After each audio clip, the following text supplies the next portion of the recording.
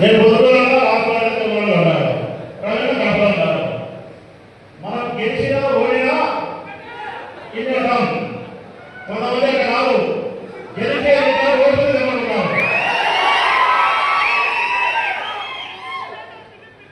YSR Congress party కార్యకర్త నాయకుడు ఎవరైనా గెలిచినా ఓడినా తొడగొట్టి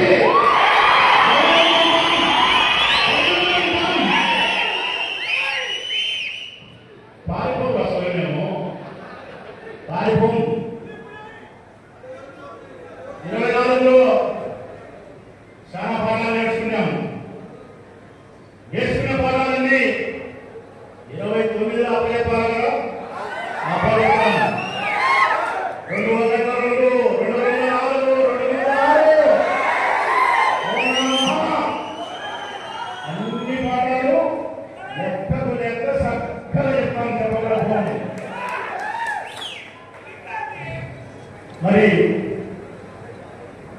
ఓడినాక గెలుస్తారా, కింద పడ్డాక వేస్తాం.